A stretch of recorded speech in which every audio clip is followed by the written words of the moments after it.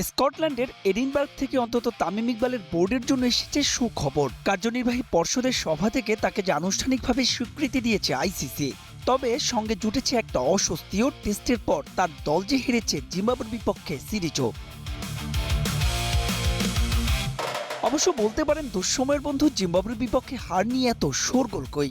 এজন্য চাইলে মেহেদী হাসান মিরাজরা একটা ধন্যবাদ দিতেই পারেন ফুটবল বিশ্বকাপকে, যার ডামাডোলে অন্তত নেটিজেনদের ট্রল আর সমালোচনা থেকে কিছুটা নিস্তার তো পাওয়া গেল।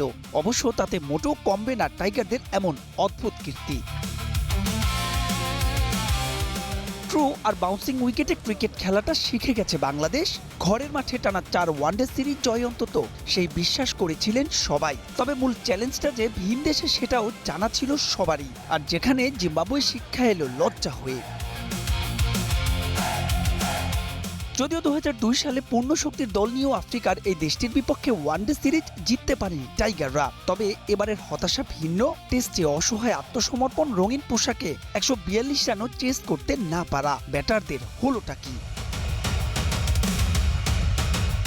যে সৌম্য সরকারকে নিয়ে এত আলোচনা, চলতি বছরের 6 ইনিংসে তার রান সর্বসাকুল্যে 81। 8 ইনিংস হলো ভিন দেশের মাটিতে 59 নাজমুল হোসেন শান্তর। অধিনায়ক মিরাজের অধিনায়কত্বের ধরন নিয়েও আছে প্রশ্ন। তবে সবচাইতে বড় শঙ্কা বোধহয় 2027 ওয়ানডে বিশ্বকাপে সরাসরি অংশগ্রহণ ঝুলে যাওয়া। কারণ র্যাঙ্কিংয়ের 10 থেকে যে বাংলাদেশের কাঁধে নিঃশ্বাস ফেলছে ওয়েস্ট ইন্ডিজ। চাপের মুহূর্তে এই দলটায় দায়িত্ব নিতে পারছেন না কেউই, শুনছেন না অধিনায়কের কমান্ড। তার উপর আফ্রিকার মাটিতে এই সিরিজ হার আরও একটা কারণে চিন্তার। 2027 ওয়ানডে বিশ্বকাপ যে অনুষ্ঠিত হবে এখানেই। তবে এখনো প্রাপ্তির সুযোগ আছে এই সিরিজ থেকে। শনিবার হার এড়াতে পারলে অন্তত হোয়াইট ওয়াশ হতে হবে না।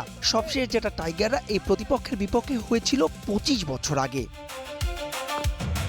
মাহবুব রিমন, স্টার প্লে।